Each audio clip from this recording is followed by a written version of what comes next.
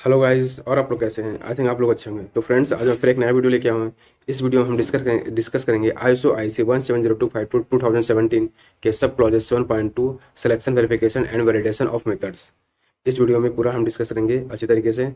तो गाइस, इसके पहले जितने भी सब क्लॉजेज या क्लॉजेज हैं तो उनका मैंने वीडियो बना रखी है। उन सबका लिंक मैंने डिस्क्रिप्शन बॉक्स में प्रोवाइड कर रखा है, तो आप जाके वहाँ से वो वीडियो देख सकते हैं। तो गाइस, और चलते हैं अपने वीडियो पे चलने पहले आपसे रिक्वेस्ट है, प्लीज़ आप मेरे चैनल को शेयर सब्सक्राइब कीजिए। और अगर आपका कोई क्वेश्चन है तो प्लीज़ आप मुझे नीचे कमेंट बॉक्स में कमेंट कीजिए। और अगर आप चाहते हो कि मैं किसी और नए टॉपिक पर वीडियो बनाऊँ तो प्लीज़ आप मुझे नीचे कमेंट बॉक्स में उस टॉपिक का नाम कमेंट कीजिए, तो मेरा नेक्स्ट आने वाली वीडियो उस टॉपिक होगा। तो चलते हैं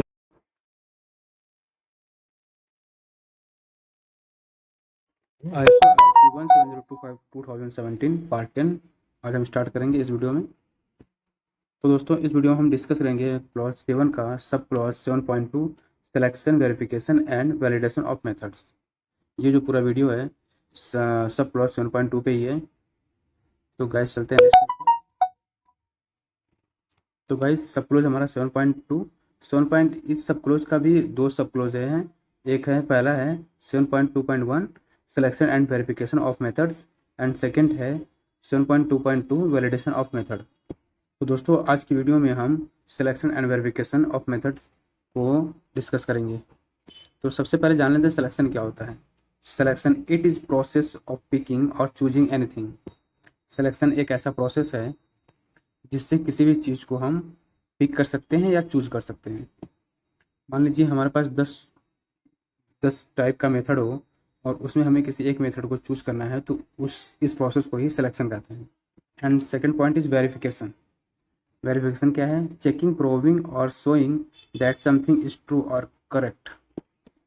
चेक करना, प्रूव करना और शो करना कि कोई भी चीज़ ट्रू है या फिर सही है, करेक्ट है। इस चीज़ को हम वेरिफिकेशन कहते हैं। और यहाँ मेथड्स का मतलब है टेस्ट मेथड, लेबोरेटरी का प्रोसीजर। तो इस वीडियो में हम लेबोरेटरी के अंदर जितने भी मेथड होते हैं जो यूज करते हैं उनका सिलेक्शन कैसे करते हैं और उनका वेरिफिकेशन कैसे करते हैं, इस चीज़ को हम जानेंगे। तो चलते हैं नेक्स्ट पेज पे।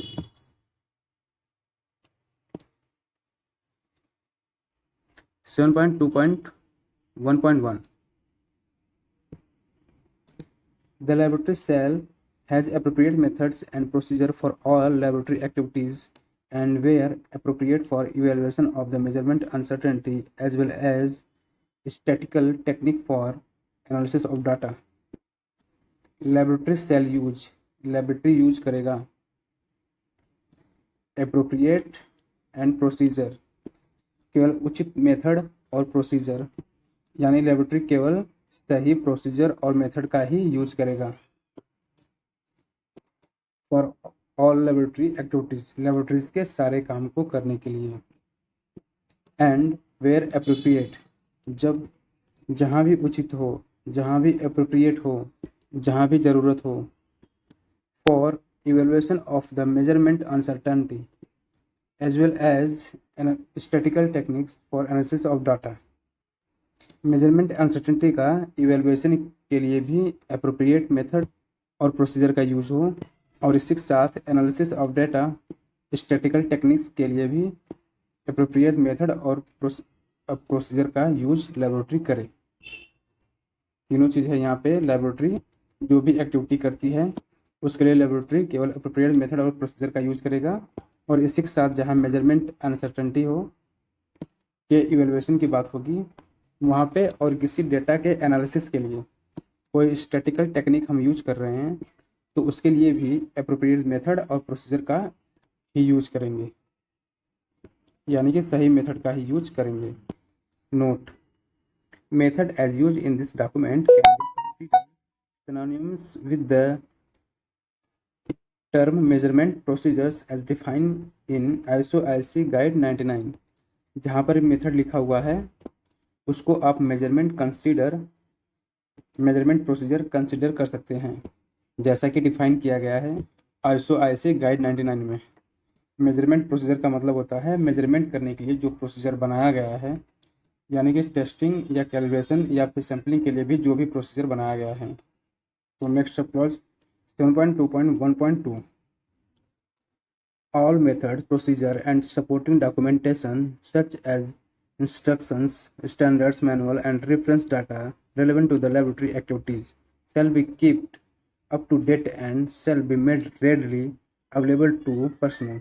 C 8.3 सारे मेथड्स, सारे प्रोसीजर्स एंड सपोर्टिंग डॉक्यूमेंट, जिसके अंदर आता है इंस्ट्रक्शन यानी कि work instruction, standards testing calibration या फिर सैम्पलिंग का स्टैंडर्ड्स, मैनुअल्स चाहे क्वालिटी मैनुअल्स हो या फिर इक्विपमेंट मैनुअल हो, and reference data relevant to the laboratory activities, वह रेफरेंस डाटा जो लेबोरेटरी एक्टिविटीज़ से रिलेवेंट हो, shall be kept up to date, उसको हमेशा लेबोरेटरी अप टू डेट करके रखेगी, and shall be made readily available to personal, और उसको पर्सन जो लैब में काम कर रहा है, जो टेस्टिंग कर रहा है, उसके लिए रेडली अवेलेबल करके रखना होगा। रेडली अवेलेबल का मतलब होता है पर्सनल को या फिर जो व्यक्ति लेबोरेटरी में काम कर रहा हो उसको सारे मेथड्स, मैनुअल या प्रोसीजर आसानी से मिल सके, जब उसको उसकी ज़रूरत हो वो पर्सन उसको स्टडी कर सके। मतलब हमारे लेबोरेटरी का एनवायरनमेंट इस तरीके से बनाना है कि जब भी किसी पर्सनल को या फिर जो भी व्यक्ति लेबोरेटरी में काम कर रहा हो उसको किसी भी मेथड्स, मैनुअल या फिर प्रोसीजर की ज़रूरत पड़े तो उसको रेडली अवेलेबल हो सके। यह लेबोरेटरी जो है इंश्योर करेगी, और सारे डॉक्यूमेंट्स को लेबोरेटरी के पर्सनल के लिए अवेलेबल करके रखना होगा। तो चलते हैं नेक्स्ट पेज पे। तो नेक्स्ट सब क्लॉज हमारा है 7.2.1.3 the laboratory shall ensure that it use the latest valid version of a method unless it is not appropriate or possible to do so. When necessary, the application of the method shall be supplemented with additional details to ensure consistent application. The laboratory shall ensure, laboratory यह ensure करेगी that latest valid version of a method, laboratory के अंदर किसी भी method का valid या फिर update version method ही use हो, unless it is not appropriate or possible to do so. appropriate ना हो या फिर impossible हो उस मेथड के थ्रू आपके परफॉर्मेंस को परफॉर्म करना। मतलब लेबोरेटरी केवल लेटेस्ट वैलिड वर्जन मेथड ही यूज करेगी लैब के लिए। जो भी डॉक्यूमेंट हो, जो भी मेथड हो, जो भी प्रोसीजर हो, वो लेटेस्ट होना चाहिए लैब के अंदर, उसका अपडेट वर्जन होना चाहिए। लेबोरेटरी ओल्ड मेथड तभी यूज कर सकती है जब उस मेथड से कैलिब्रेशन करना या फिर सैम्पलिंग करना या फिर टेस्टिंग करना पॉसिबल ना हो, वह इनअप्रोप्रिएट या इम्पॉसिबल हो करना उस मेथड से। तो इस कंडीशन में लेबोरेटरी ओल्ड वर्जन मेथड का यूज कर सकती है। अदरवाइज लेबोरेटरी को हमेशा लेटेस्ट वर्जन मेथड का ही यूज करना है।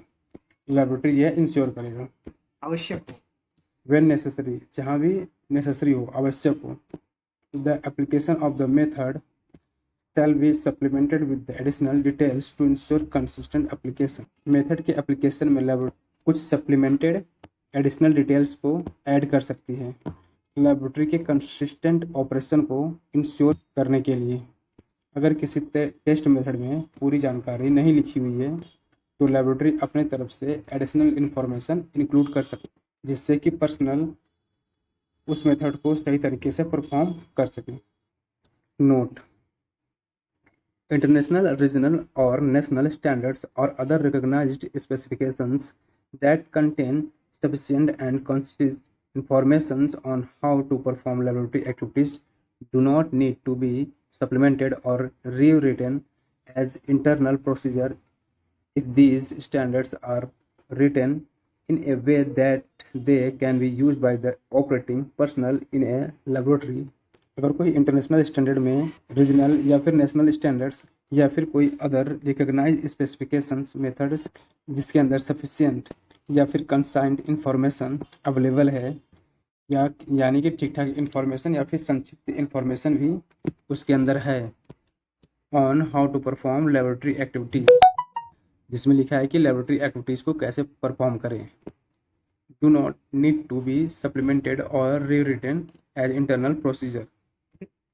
उस स्थिति में उसमें कोई सप्लीमेंट देने की या फिर उसके दोबारा से इंटरनल प्रोसीजर के अंदर लिखने की ज़रूरत नहीं है।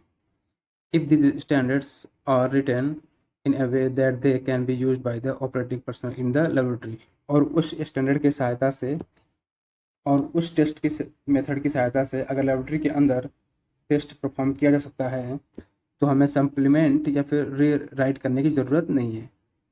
In can be necessary to provide additional documentation for optional steps in the methods और एडिशनल डिटेल्स, यानी कि मेथड और एडिशनल डिटेल्स के ऑप्शनल स्टेप्स के लिए एडिशनल डॉक्यूमेंट्स की ज़रूरत पड़ सकती है जब टेस्ट स्टैंडर्ड में कोई भी जानकारी पूरी तरीके से न लिखा गया हो।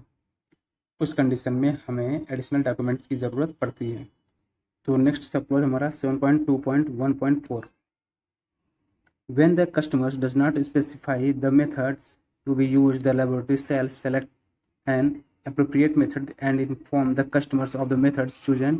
Methods published either in international, regional or national standards or by reputable technical organization or in relevant scientific test or journals or as specified by the manufacturer of the equipment or recommended laboratory developed और modified methods can also be used. जब भी customer यह specify नहीं करती है या कौन सा मेथड को यूज करना है, लेबोरेटरी सेलेक्ट करेगा एंड अप्रोप्रिएट मेथड, कोई भी एक सही मेथड, कोई भी अप्रोप्रिएट मेथड, कोई भी उचित method, and inform the customer of the method chosen, और कस्टमर को लेबोरेटरी यह बताएगा कि हमने इस मेथड को चूज किया है। Method published either in international, regional और नेशनल स्टैंडर्ड्स, मेथड जो है पब्लिश किया जाता है या तो इंटरनेशनल स्टैंडर्ड्स के अंदर या रीजनल या नेशनल स्टैंडर्ड्स के अंदर या फिर रेप्यूटेड टेक्निकल ऑर्गेनाइजेशन और इन रिलेवेंट साइंटिफिक टेस्ट और जर्नल्स, या फिर कोई टेस्ट या फिर जर्नल से उस मेथड को हम चूज कर सकते हैं, और as specified by the manufacturer of the equipment, या फिर मैन्युफैक्चरर जो उस इंस्ट्रूमेंट का मैन्युफैक्चरिंग करता है वह कोई मेथड स्पेसिफाई किया है उसे हम चूज कर सकते हैं, और रिकमेंडेड तो उसको रिकमेंड किया जाता है ISO IC 17025 2017 के द्वारा। लेबोरेटरी डेवलप्ड और modified method can also be used. Testing, calibration, sampling जो है इन सब का मेथड लेबोरेटरी खुद डेवलप कर सकता है या फिर कोई डेवलप मेथड को मॉडिफाई कर सकता है, तो उस मेथड को हम यूज कर सकते हैं। Next clause is 7.2.1.5 the laboratory shall verify that it can properly perform methods before introducing them by ensuring that it can achieve the required performance। Records of the verifications shall be retained. If the method is revised by the issuing body, verification shall be repeated to the external necessary। Laboratory यह verify करेगी that it can properly perform method, कि laboratory उस method को perform कर सकती है before introducing them, उसको introduce करने से पहले, by ensuring that it can achieve the required performance. Laboratory को यह इंश्योर करना होगा कि उस मेथड से रिक्वायरमेंट को अचीव कर सकते हैं, यानी कि लेबोरेटरी जब भी किसी मेथड को यानी टेस्ट मेथड को प्रोड्यूस करेगी, यानी कि अपने स्कोप के अंदर इंक्लूड करेगी, उससे पहले लेबोरेटरी यह वेरीफाई करेगा कि उस मेथड को लेबोरेटरी के अंदर परफॉर्म किया जा सकता है या नहीं, और इसके साथ यह इंश्योर करेगा कि उस मेथड के थ्रू जो भी रिक्वायर्ड परफॉर्मेंस है जिसके लिए उस मेथड को बनाया गया है उसे अचीव किया जा सकता है या नहीं। Records of the verification shall be retained, और उस वेरिफिकेशन का जो रिकॉर्ड होगा उसको रिटेन करके रखना होगा। If the method is revised by the issuing body, अगर इशूइंग बॉडी जिसने उस मेथड को बनाया है वह उस मेथड को रिवाइज कर रहा है, कोई चेंज कर रहा है या कोई उस मेथड के अंदर अमेंडमेंट कर रहा है, verification shall be repeated to the extent necessary, तो हमें उस मेथड को फिर से वेरिफिकेशन करना पड़ेगा। जब जब उस मेथड का रिवीजन होगा तब तब हमें उस मेथड का वेरिफिकेशन करना पड़ेगा, और ये इंश्योर करना पड़ेगा कि हम उस मेथड को परफॉर्म कर सकते हैं, साथ ही इस मेथड के द्वारा रिक्वायर्ड परफॉर्मेंस को अचीव किया जा सकता है। नेक्स्ट सब क्लॉज हमारा 7.2.1.6 when the method development is required, this shall be a planned activity and shall be assigned to competent personnel equipped with adequate resources. As method development proceeds, periodic review shall be carried out to confirm that the needs of the customers are still being fulfilled. Any modifications to the development plan shall be approved and authorized. जब कभी method में development की requirement होती है, this shall be a plan activities, तो इस activity को plan किया जाएगा।